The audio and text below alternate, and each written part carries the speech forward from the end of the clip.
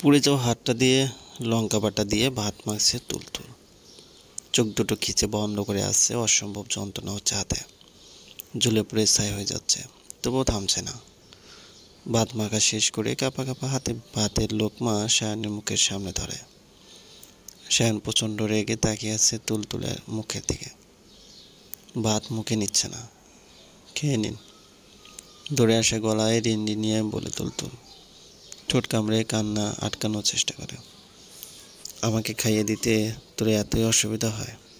হাত কাঁপছে তোর, গলা কাঁপছে, মনে মনে বিরক্ত হচ্ছিস। এত অবেলার খাবার সায়ন মাহমুদ খায় না।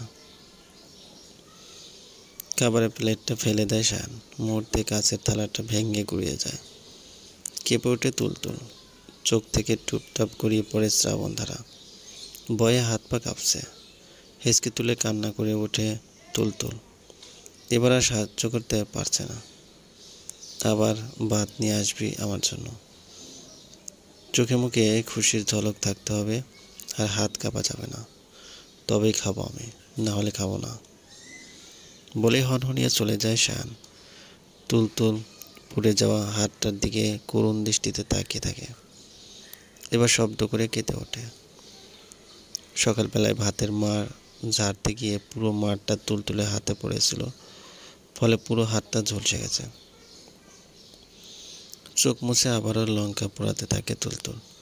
হাত দুটো জ্বলে পুড়ে ছাই হয়ে যাচ্ছে।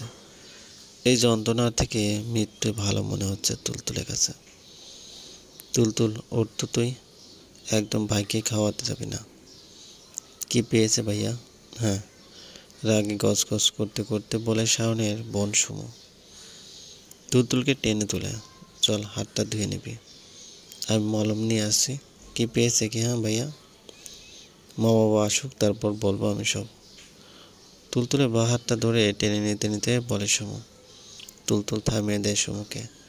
থাক না সুমু, ধুয়ে ফেললে হয়তো আমার হাতের জ্বালা বা কমে যাবে, কিন্তু মনের জ্বালা কমবে না। আর মানসিক অশান্তির কাছে এইটুকুন জ্বালা কিছুই না। তাচ্ছিল হেসে বলে তুলতুল। তুলতুল তুই? তুলতুল সুমুকে থামিয়ে দেয়। তোমাদের বাড়িতে থাকছি, তোমার ভাইয়ের এত কষ্ট করে রোজগার করা টাকায় গান্ডে পিন্ডে গিয়েছি, তার জন্য তো আমাকে এটুকু করতে হবে বলো? আবার মরিচ পুড়িয়ে পেঁয়াজ লবণ দিয়ে মাখিয়ে থালা ভর্তি করে ভাত বেড়ে নেয়। তারপর চোখে মুখে পানি দিয়ে একটু হাসার চেষ্টা করে থালাটা হাতে নিয়ে শায়নের রুমের দিকে যেতে থাকে তুলতুল। সুমু দীর্ঘশ্বাস ফেলে। হাত মুষ্টিবদ্ধ করে দাঁতে দাঁত চেপে বসে আছে শায়ন। চোখে মুখে বেশ বিরক্ত ফুটে উঠেছে। বিরক্তির কারণটা তুলতুলের দেরি করে আসা। 20 মিনিট হয়ে গেছে, এতক্ষণে লাগে শুধুমাত্র লঙ্কা বেটে ভাত আনতে। রাগের কারণে কোনো কাজও মনে পড়ছে না। আসবো? মুখে এক রত্তি মিথ্যে হাসি ঝুলিয়ে বলে তুলতুল। শায়ন হাতের ইশারায় আসার পারমিশন দেয়। তুলতুল গুটিসুটি পায়ে ভিতরে এসে শায়নের পাশে দাঁড়ায়। আসলে মরিচ বাড়তে গিয়ে দেরি হয়ে গেল, সরি। মাথা নিচু করে মিনমিন করে বলে তুলতুল। শায়ন তুলতুলে হাত ধরে টান দিয়ে একদম পাশ ঘেঁষে বসায়। তুলতুল চমকে ওঠে, চোখ মুখ খিচে বন্ধ করে ফেলে। চোখ খোল, দাঁতে দাঁত চেপে বলে শায়ন। পিটপিট করে চোখ খুলে তুলতুল। শায়নকে একদম কাছে দেখে ভড়কে যায়। হাত পা কাঁপতে থাকে, দরদর করে ঘাম ঝরছে। ভীষণ ভয় পায় এই লোকটাকে। শায়ন তুলতুলের সারা শরীরে চোখ বোলায়। তুলতুল কাঁদো কাঁদো ফেস করে তাকায়। আমি ইচ্ছে করে কালো ড্রেস পরিনি, আমি জানতাম না আপনিও কালো শার্ট পরেছেন। আপনার মাথা শুয়ে বললাম। তুলতুল শায়নের মাথায় হাত দেয়। স্টুপিড, বলেছি সেটা আমি? গভীর গলায় বলে শায়ন। তুলতুল মাথা নিচু করে ফেলায়। এখনই বলতেন, আর কখনোই লাল লিপস্টিক লাগাবি না, নাহলে থাপ্পড়ে টমেটোর মতো গাল দুটো পেয়ারার মতো বানিয়ে দেবো। তুলতুলের গালে আস্তে আস্তে থাপ্পড় দিতে দিতে বলে শায়ন, আচ্ছা। শায়ন সরে দেয়। তুলতুলে হাফ ছেড়ে বাঁচে। ওনা ঠিক করে সোজা হয়ে বসে। খাবো তো নাকি? শায়ন ফোঁস করে নিঃশ্বাস ছাড়ে, কর্কশ গলার বলে। আবারও চমকে ওঠে তুলতুল। ভাতে মাখানোর জন্য কি আবেদন করতে হবে? বিরক্ত নিয়ে বলে শায়ান। তুলতুল তাড়াহুড়ো করে ভাত মেখে হাদির মুখের সামনে নেয়। শায়ান মুখ ফিরিয়ে নেয়। তুলতুল কেঁপে ওঠে। আবারও কি ওকে লঙ্কা বাটতে হবে? কি হয়েছে? এই তো হাসছি আমি, খুব খুশি আমি, এবার খান। থেকে থেকে জিজ্ঞেস করে তুলতুল। আগে তুই খা, বলা তো যায় না, আবার বৃষ্টিসও মিশিয়ে আনতে পারিস, কর্কশ গলায় বলে শায়ান। কান্না পায় তুলতুলের। এত অবিশ্বাস করে লোকটা ওকে। ঠোঁট কামড়ে কান্না আটকায় তুলতুল। কান্না করলে লোকটা খাবে না। ঠোঁট দুটো প্রসারিত করে একটু হাসার চেষ্টা করে, তারপরে এক লোকমা ভাত নিজের মুখে পুরে নেয়। লঙ্কা খেতে পারে না তুলতুল, অসম্ভব গলা চলে, প্রচণ্ড ঝাল হয়েছে, ভাতগুলো গিলতে পারছে না। এবার খাওয়া যায়, শায়ান বলে। তুলতুল না চিবিয়ে ভাতগুলো গিলে শায়ানকে খাইয়ে দেয়। খুব তৃপ্তি নিয়ে খেতে থাকে শায়ান, মনে হচ্ছে অমৃত খাচ্ছে। গলায় অসম্ভব জ্বালা পোড়া শুরু হয়ে গেছে তুলতুলের। এখন আর চোখের পানি ধরে রাখতে পারে না তুলতুল। টপ টপ করে গড়িয়ে পড়ে হাতের উল্টো পিঠ দিয়ে মুছে নেয়। আমি কাঁদছি না, আসলে প্রচণ্ড ঝাল তো, তাই চোখ পানি এসে পড়েছে, একটু হেসে বলে তুলতুল। শায়ান আড়াআড়িভাবে ভ্রু কুঁচকে তাকায় তুলতুলের দিকে, কিছু বলে না। ফোনটা হাতে নিয়ে ঘাঁটতে থাকে। লঙ্কা বাটা শায়ানের প্রিয় খাবার, সপ্তাহে একবার করে খায় সে। আর এই লঙ্কা বাটার দায়িত্বটা তুলতুলের। শুধু এই দায়িত্বটাই না, সকাল থেকে রাত পর্যন্ত যতটা সময় শায়ান বাসা থাকবে ততক্ষণ ওর যা যা প্রয়োজন সব তুলতুলি দেবে ওকে। হাতের ব্যথাটা বেড়েই চলেছে, গলায়ও জ্বালা পোড়া করছে। শায়ানের মুখে ভাত দিয়ে গিয়ে হিমশিম খেয়ে যাচ্ছে তুলতুল। বসে থাকতে পারছে না, চারপাশ অন্ধকার হয়ে যাচ্ছে। মনে হচ্ছে প্রাণ পাখিটা এখনই উড়ে যাবে। চোখ বন্ধ করে জোরে শ্বাস নিয়ে নিজেকে স্বাভাবিক করার চেষ্টা করে তুলতুল, কিন্তু পারে না। বসে থাকাটা দুষ্কর।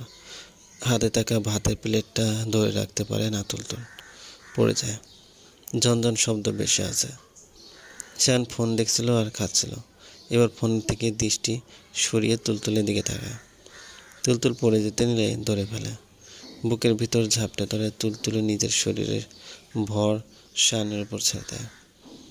কয়েক মুহূর্তে বুকের মাঝেই ঝাপটে ধরে থাকে তুলতুলকে। শায়ান একটু অবাক হয়নি এভাবে তুলতুলের জ্ঞান হারানোতে, যেন আগে থেকে জানতো এমনটাই হবে। শায়ান খুব যত্ন করে তুলতুলকে শুইয়ে দেয় বিছানায়। হাতটা বাজেভাবে পড়ে গেছে সেটা এতক্ষণে খেয়াল করে। চোখ বন্ধ করে দীর্ঘশ্বাস ফেলে। স্টুপিড একটা, আগে বললে কি হতো, হাত পড়ে গেছে। আর আমিও রেগে থাকলে হুঁশ থাকে না।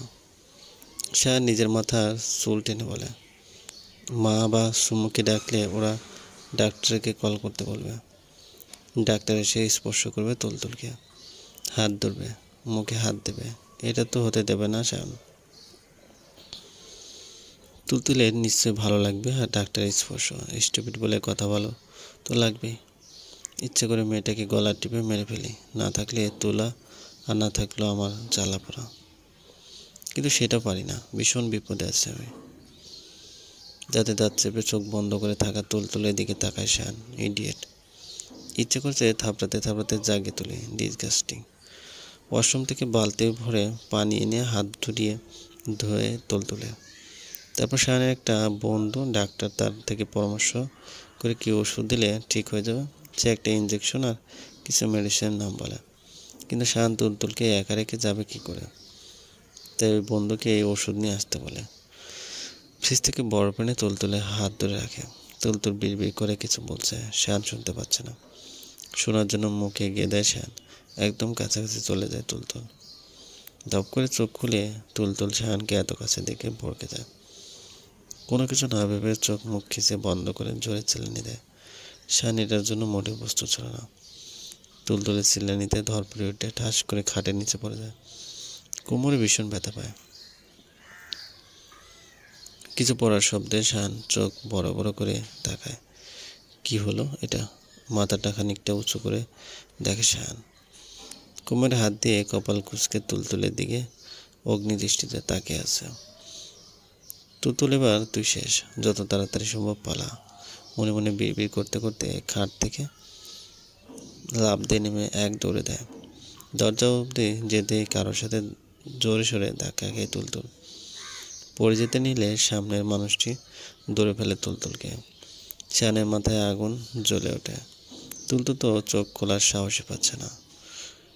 চলবে। গল্পের নাম আমার তুমি। সূচনা পর্ব, লেখা তানিশা সুলতানা। গল্পটি ভালো লাগলে অবশ্যই লাইক করবেন, কমেন্ট করে জানিয়ে দেবেন।